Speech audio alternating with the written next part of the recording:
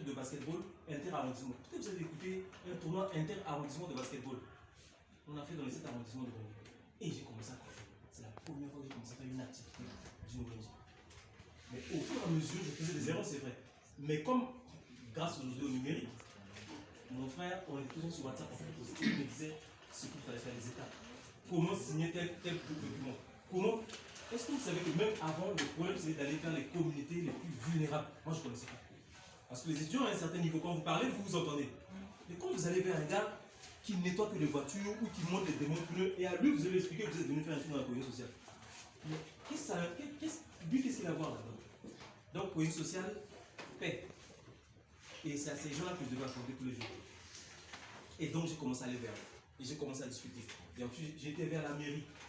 Et c'est là que j'ai connu la puissance des leaders des quartiers.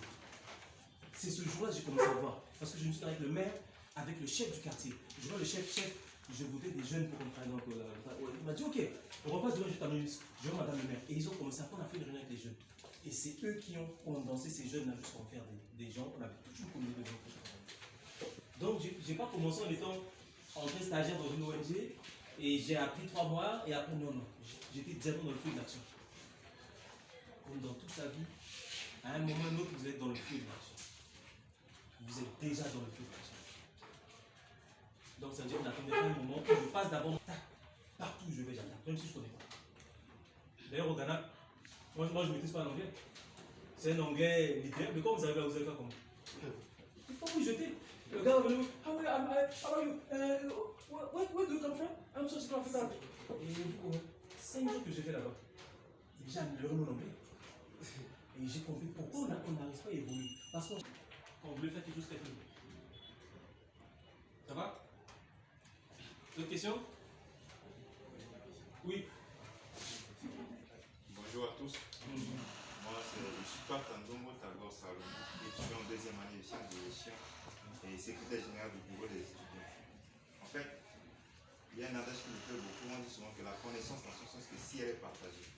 Et avant tout, je tiens à vous remercier de nous avoir édifié sur certaines choses. Et voilà. Nous sommes des jeunes. S'il arrive que nous voulons entreprendre un truc, il y a un truc qui nous bloque toujours, c'est la peur, le stress. Et quels conseils pouvez-vous nous donner afin de combattre, enlever le stress pour se lancer dans l'entrepreneuriat? Et si on prend le mot peur, sa définition, bon, en anglais on dit fear, c'est-à-dire si on essaie de décortiquer par lettre F, fausse évidence, apparition réelle. Et donc nous avons tendance de mettre dans le que voilà, si on fait un truc, les gens vont se moquer de nous et qu'on se pose ça et du coup, on ne peut pas avancer. Quel conseil pour le monde? La peur. Mais d'où vient la peur?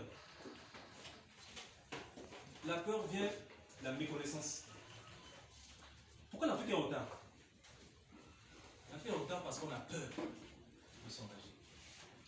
Le seul conseil que moi je peux vous donner, commencez. Vous avez déjà un projet? Oui. Commencez.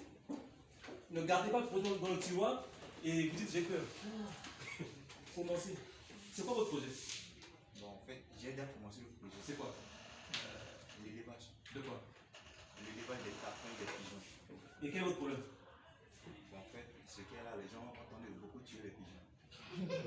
Ah, c'est un problème. Mais où est la peur là-dedans? Vous avez déjà commencé, non? Mais dans quelle partie vous avez peur? Vous avez peur que les pigeons finissent. Vous travaillez avec qui? Seul? Non, avec la famille, c'est dans la famille. Mais est-ce qu'il y a quelqu'un qui a des connaissances dans le domaine de l'élevage avec qui vous travaillez? Un médecin vétérinaire conseil? Pas un vétérinaire. Bon, ça, moi je vous conseille. Mon père, mais la maladie des animaux, vous le connaissez? Vous connaissez la coccidose, l'antidose et tout, les maladies, les porcines et tout ça, vous connaissez? Il faut un médecin. Moi je ne connais pas, je suis pas là, mais je te donne les maladies parce que j'ai évolué dans ce domaine-là. Donc prends quelqu'un qui maîtrise un peu.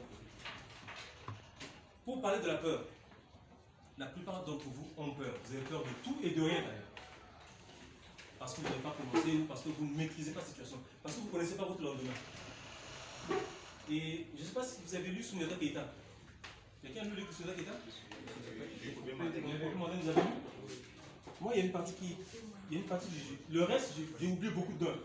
Mais une partie, j'ai pas oublié. Quand on est venu demander, quand on est venu dire, mais pourquoi est-ce que quand tu vas au combat, tu n'as pas peur? La question est, pourquoi tu vas au combat, il n'a pas peur?